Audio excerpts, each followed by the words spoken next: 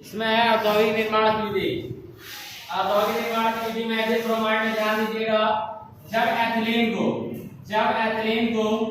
H2C double bond CH2 को hydrogen bromide के साथ अक्रिया कराई जाती है, ये द्विबंध मार्कोनिकॉफ के नियम के अनुसार टूट जाता है, जिसके फलस्वरूप हाइड्रोजन ब्रोमाइड का योग हो जाता है और बनता क्या है आपका एथिल ब्रोमाइड प्राप्त होता है। क्या प्राप्त होता है? एथिल ब्रोमाइड प्राप्त होता है। क्या प्राप्त होता है स्टूडेंट? एथिल ब्रोमाइड प्राप्त होता है। चलिए लिखिएगा, जब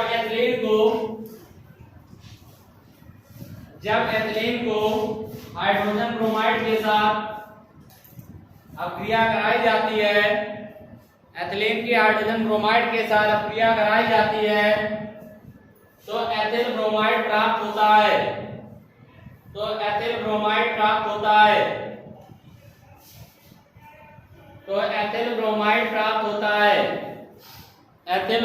प्राप्त होता है। नेक्स्ट डालिएगा भौतिक गुण। एथिल ब्रोमाइड की भौतिक गुण नंबर एक या रंगहीन, गंधहीन या एक रंगहीन एवं मधुर गंध वाला भारी द्रव है।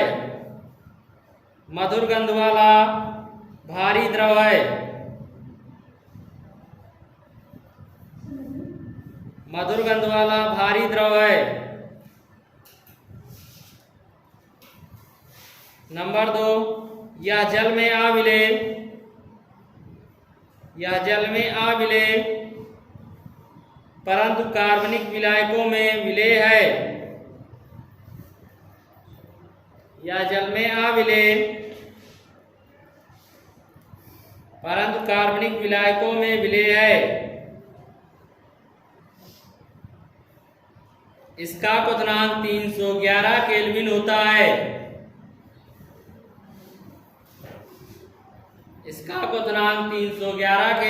है।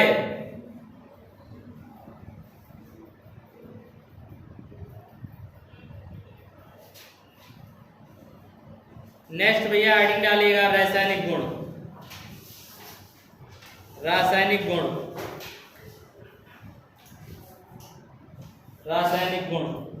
अब भैया स्पीड से बोलेंगे, स्पीड से कराएंगे, ठीक है, क्योंकि इसमें थ्योरी नहीं लिखानी है, हमें केवल क्या देना है आपको रिएक्शन।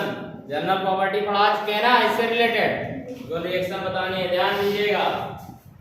नंबर 1 हाइड्रोजन के साथ अक्रिया, या ब्रैकेट में अपचयन लिख लीजिए। हाइड्रोजन के साथ अक्रिया ब्रैकेट में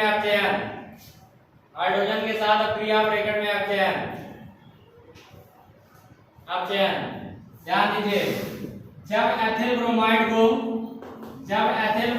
को हाइड्रोजन के साथ निकिल उत्प्रेरक की उपस्थिति में 473 केल्विन ताप पर अक्रिया कराई जाती है, अपचयन कराया जाता है तो एथेन प्राप्त होता है तथा हाइड्रोजन ब्रोमाइड बाहर निकल जाता है। यानी कि जब एथिल ब्रोमाइड को हाइड्रोजन के साथ निकिल उत्प्रेरक की उपस्थिति में 473 केल्विन ताप पर अपचयन कराया जाएगा तो एथेन प्राप्त होगा। क्या प्राप्त होगा? एथेन प्राप्त होगा। इसी प्रकार मान लेते हैं इसका एक पार्ट हो गया अपचयन का, इसी का बी पार्ट भी है। जब एथिल ब्रोमाइड को नवजात हाइड्रोजन के साथ नवजात ब्रैकेट में लिख दिया गया, नवजात हाइड्रोजन के साथ जिंक व कॉपर के युग्म की उपस्थिति में अपचयन कराया जाता है तो आपका प्राप्त क्या होता है? एथेन प्राप्त होता है। क्या प्राप्त होता है स्टूडेंट? एथेन प्राप्त होता है, वह हाइड्रोजन ब्रोमाइड बाहर निकल जाता है। ये फर्स्ट हो गई रिएक्शन। इसकी सेकंड प्रॉपर्टी क्या है? सेकंड प्रॉपर्टी ये है सोडियम धातु के साथ अक्रिया। जब एथिल ब्रोमाइड की अक्रिया सोडियम धातु के साथ कराई जाती है, हम एथिल ब्रोमाइड चाहे ऐसे लिखे चाहे ऐसे लिखे, ठीक है। एथिल ब्रोमाइड की अपक्रिया सोडियम धातु के साथ कराई जाती है शुष्क ईथर की उपस्थिति में। किसकी उपस्थिति में? शुष्क ईथर की उपस्थिति में।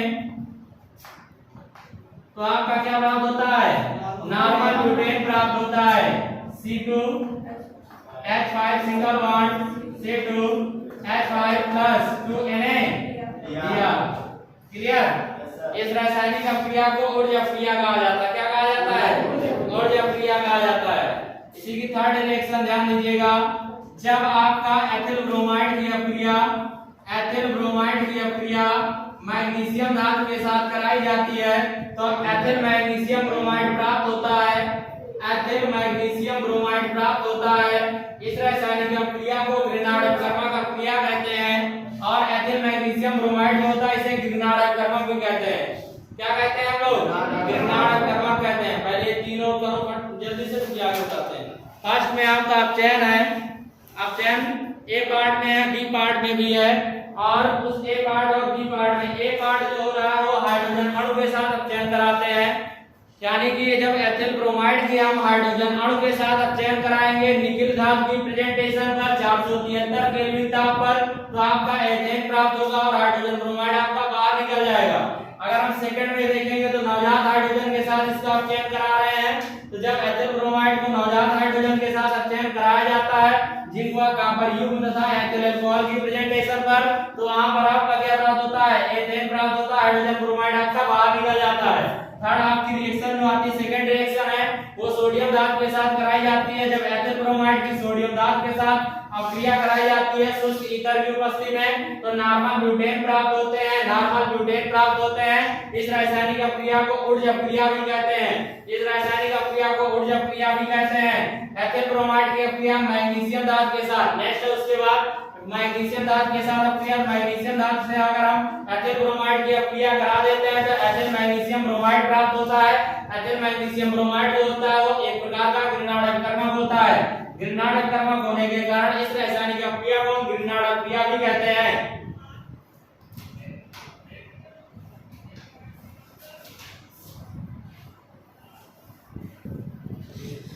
इसके आगे नेक्स्ट है स्टूडेंट सोडियम धातु के साथ जब अपक्रिया हो जाती है और जब क्रिया हो जाती है तो इसके बाद क्या उल्टेटिंग भी करा सकते हो आप सभी लोग।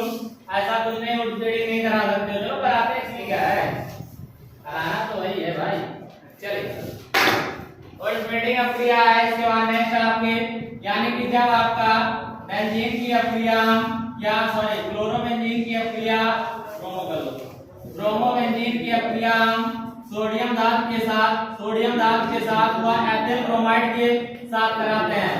एथिल ब्रोमाइड के साथ कराते हैं तो आपका क्या प्राप्त हो जाएगा? एथिल बेंजीन प्राप्त हो जाएगा।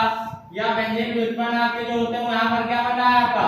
एथिल बेंजीन प्राप्त हो जाता है तथा सोडियम ब्रोमाइड के रूप में बाहर निकल जाता है। सोडियम ब्रोमाइड के रूप में बाहर निकल जाता है। इसे हम क्या कहते हैं? आपका ऊर्ध्वस्फीतिक अपक्रिया कहते हैं। क्या कहते हैं स्टूडेंट? ऊर्ध्वस्फीतिक अपक्रिया कहते हैं। इसका नेक्स्ट आ जाता है आपका जिंक धातु के साथ अपक्रिया। जिंक धातु के साथ अपक्रिया जिसे हम फ्रैक्लाइड अपक्रिया कहते हैं। यानी कि जब एथिल ब्रोमाइड की अपक्रिया जिंक धातु के साथ कराई जाती है तो आपका क्या प्राप्त होता है? नॉर्मल ब्यूटेन प्राप्त होते हैं तथा जिंक ब्रोमाइड बाहर निकल जाता है। नॉर्मल ब्यूटेन प्राप्त होते हैं तथा जिंक ब्रोमाइड आपका बाहर निकल जाता है। इस रासायनिक अपक्रिया को फ्रैक्लाइड अपक्रिया कहा जाता है। इस रासायनिक अपक्रिया को फ्रैक्लाइड अपक्रिया कहा जाता है। नेक्स्ट आ जाता है हाइड्रोजन साइनाइड के साथ अपक्रिया। हाइड्रोजन साइनाइड के साथ अपक्रिया जब एथिल ब्रोमाइड की अपक्रिया हाइड्रोजन साइनाइड के साथ कराई जाती है तो यहाँ से CN आपका क्या करेगा? एथिल के साथ जुड़ जाएगा अर्थात एथिल साइनाइड प्राप्त होता है। एथिल साइनाइड प्राप्त होता है तथा आपका हाइड्रोजन ब्रोमाइड के रूप में बाहर निकल जाता है। हाइड्रोजन ब्रोमाइड के रूप में बाहर निकल जाता है। जब एथिल ब्रोमाइड की अपक्रिया सोडियम या पोटेशियम साइनाइड के साथ कराई जाती है एथिल ब्रोमाइड की अपक्रिया चाहे पोटेशियम ले ले चाहे सोडियम ले ले सोडियम या पोटेशियम साइनाइड के साथ कराई जाती है। सोडियम या पोटेशियम साइनाइड के साथ कराई जाती है तो एथिल साइनाइड प्राप्त होते हैं। एथिल साइनाइड प्राप्त होते हैं तथा धातु हाइलाइट बाहर निकल जाते हैं या पोटेशियम ब्रोमाइड बाहर निकल जाता है। लेकिन इसी जगह पर एक धातु ऐसी है जिसका हम धात्विक साइनाइड के रूप में अपक्रिया कराते हैं जो आइसो में कन्वर्ट हो जाता है। वो क्या है? सिल्वर साइनाइड के साथ अपक्रिया। सिल्वर साइनाइड की अपक्रिया जब एथिल ब्रोमाइड के साथ कराते हैं सिल्वर साइनाइड की अपक्रिया जब हम एथिल ब्रोमाइड के साथ कराते हैं साइनो समूह आपका आइसो चेंज हो जाता है तथा एथिल आइसोसाइनाइड प्राप्त होता है। एथिल आइसोसाइनाइड प्राप्त होता है तथा सिल्वर ब्रोमाइड के रूप में बाहर निकल जाता है। क्लियर? चलिए नोट कर लीजिए।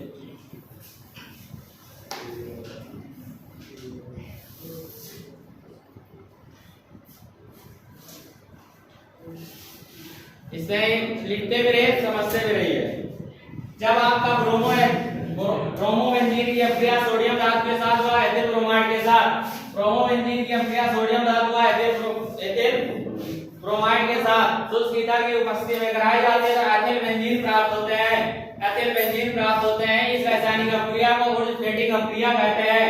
जो ये रिएक्शन है इसे हम ओरिस्मेटिक अभिक्रिया कहते हैं स्टूडेंट। इसके बाद आ जाता है जिंक धातु के साथ अभिक्रिया जिसे हम फ्रैगमेंट अभिक्रिया कहते हैं।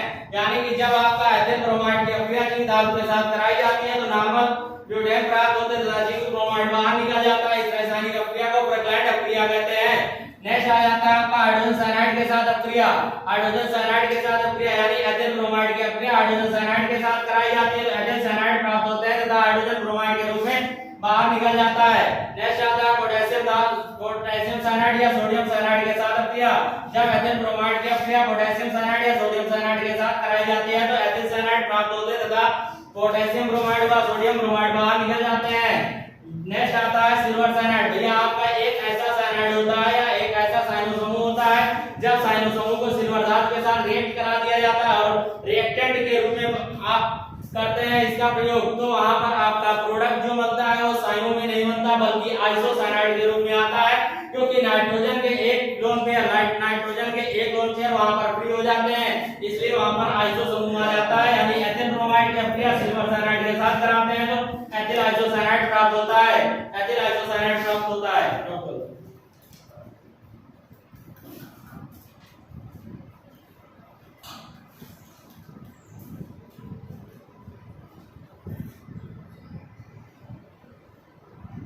ध्यान दीजिए भैया।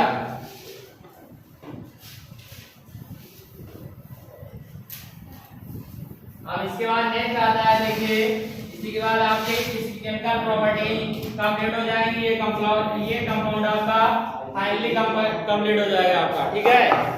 नेक्स्ट है आपका समझने वाली और सोचने वाली बातें हैं, यहाँ पर थोड़ा सा गौर करिएगा, बहुत अच्छा लगेगा आपको। जब आपका एथिल ब्रोमाइड की अभिक्रिया जली पोटेशियम हाइड्रोक्साइड के साथ कराई जाती है, यानी कि जब एथिल ब्रोमाइड को ये रिएक्शन थोड़ा सा ए और बी पार्ट में दोनों में करिएगा और अच्छा है क्योंकि आपको ये पर समझ नहीं आता है, ठीक है। जब एथिल ब्रोमाइड की अभिक्रिया जली पोटेशियम हाइड्रोक्साइड के साथ कराते हैं तो एथिल अल्कोहल प्राप्त होता है। एथिल अल्कोहल प्राप्त होता है और पोटेशियम ब्रोमाइड बाहर निकल जाता है। लेकिन अगर यहीं पर ये जली ना कह के आपसे कह दिया जाए कि एथिल ब्रोमाइड की अभिक्रिया अल्कोहलिक पोटेशियम हाइड्रोक्साइड के साथ कराई जाए, अल्कोहलिक पोटेशियम हाइड्रोक्साइड के साथ कराई जाएगी, तब क्या प्राप्त होगा? थोड़ा चेंज हो जाएगा और कुछ नहीं होगा। C2H4 प्राप्त हो जाएगा, पोटेशियम ब्रोमाइड प्राप्त हो जाएगा और वाटर निकल जाएगा, ठीक। हाँ, वाटर का अलग होना नहीं है, क्योंकि हाइड्रोब्रोमीनीकरण अभिक्रिया कहा जाएगा। ये हाइड्रोब्रोमीनीकरण अभिक्रिया मतलब जो आपका यहाँ पर ये आपका निकल रहा है, ये बाहर निकाल दे रहा है हाइड्रो, ठीक है, इसलिए ऐसा कहा जाता है। एक यहाँ से क्या होता है, हाइड्रोजन का भी विस्थापन होता है, ब्रोमीन का भी विस्थापन होता है, दोनों का एक साथ विस्थापन होता है। लेकिन कंडीशन क्या, जब अल्कोहलिक होगा तब, नहीं ऐसे नहीं, ऐसे तो बस सीधे हो जाएगा। यानी कि जब आपका एथिल ब्रोमाइड की अभिक्रिया जली पोटेशियम हाइड्रोक्साइड के साथ कराते हैं तो एथिल अल्कोहल प्राप्त हो जाता है। अगर वही आपका पोटेशियम हाइड्रोक्साइड जली ना लेकर हम अल्कोहलिक ले लेते हैं तो वहां पर एथिलीन प्राप्त हो जाता है। क्या प्राप्त हो जाता है? एथिलीन प्राप्त हो जाता है। नेक्स्ट स्टूडेंट इसमें आ जाएगा आपका हाइड्रोजन नाइट्रेट के साथ अभिक्रिया C2H5 Br, इसकी अभिक्रिया आपने HNO3 के साथ कराया, हाइड्रोजन नाइट्रेट कह लीजिए या आप नाइट्रिक अम्ल कह लीजिए, आप स्वतंत्र है चाहे जो कह लीजिए, हमें कोई दिक्कत नहीं है। जब एथिल ब्रोमाइड की अभिक्रिया नाइट्रिक अम्ल या हाइड्रोजन नाइट्रेट के साथ कराते हैं तो आपका एथिल नाइट्रेट प्राप्त होता है। क्या प्राप्त होता है? एथिल नाइट्रेट प्राप्त होता है। हाइड्रोजन ब्रोमाइड आपका बाहर निकल जाता है, हाइड्रोजन ब्रोमाइड आपका बाहर निकल जाता है। इसी प्रकार नेक्स्ट है आपका स्टूडेंट, जब एथिल ब्रोमाइड की अक्रिया नाइट्रस अम्ल के साथ कराई जाती है, एथिल ब्रोमाइड की अक्रिया नाइट्रस अम्ल के साथ या HO2 के साथ कराई जाती है, तो आपका प्राप्त होने वाला कंपाउंड C2H5Na2 प्लस HBr हो जाएगा। यानी कि जब हम हाइड्रोजन नाइट्राइड की अक्रिया एथिल ब्रोमाइड के साथ कराते हैं तो एथिल नाइट्राइड प्राप्त होता है तथा हाइड्रोजन ब्रोमाइड बाहर निकल जाता है। इसी के साथ आपकी जो भी आपकी प्रॉपर्टी है केमिकल वो समाप्त हो जाती है। ठीक है, हाँ यहाँ भी लेकिन मेन जो थी हमने करा दिया है। ठीक, चलिए लिखिए और ध्यान दीजिएगा। जब एथिल ब्रोमाइड की अक्रिया जलीय पोटेशियम हाइड्रोक्साइड के साथ कराते हैं तो एथिल अल्कोहल प्राप्त होता है, पोटेशियम ब्रोमाइड बाहर निकल जाता है। लेकिन जब एथिल ब्रोमाइड की अक्रिया हम अल्कोहलिक पोटेशियम हाइड्रोक्साइड के साथ कराते हैं तो वहां पर अगली हाइड्रोब्रोमीन की अक्रिया प्राप्त होती है, जिसके बाद शुद्ध हाइड्रोजन और ब्रोमीन का विस्थापन होता है और तथा आपका एथिलीन प्राप्त होता है। तथा जब हम एथिल ब्रोमाइड की अक्रिया नाइट्रिक अम्ल या हाइड्रोजन नाइट्रेट के साथ कराते हैं, एथिल ब्रोमाइड की अक्रिया नाइट्रिक अम्ल व हाइड्रोजन नाइट्रेट के साथ कराते हैं तो वहां पर एथिल नाइट्रेट प्राप्त होता है। एथिल नाइट्रेट या नाइट्रोएथेन भी इसको बहुत सारे लोग आईपीएसी नाम के रूप में कहते हैं। जब एथिल ब्रोमाइड की अक्रिया नाइट्रस अम्ल या हाइड्रोजन नाइट्रेट के साथ कराई जाती है तो एथिल नाइट्राइड प्राप्त होते हैं, एथिल नाइट्राइड प्राप्त होते हैं। ये सारी रिएक्शन का कन्वर्जन आपको पीछे बताया जा चुका, कैसे ये प्राप्त होंगे, कैसे करते हैं आप। तो उपयोग यूजेज नंबर 1 निश्चेतक के रूप में, निश्चेतक के रूप में उपयोग, हाँ निश्चेतक के रूप में। नंबर 2 प्रयोगशाला में विकर्मक के रूप में, प्रयोगशाला में विकर्मक के रूप में, प्रयोगशाला में विकर्मक के रूप में। निश्चेतक क्या होता है? निश्चेतक बीओसी, निश्चेतक बीओसी निश्चेतक के रूप में। नंबर 2 प्रयोगशाला में विकर्मक के रूप में। नंबर 3 नई रासायनिक पदार्थ या नए रासायनिक यौगिक बनाने में, नए रासायनिक यौगिक बनाने में। आज कंप्लीट। ठीक, इट्स सफिशिएंट टुडे।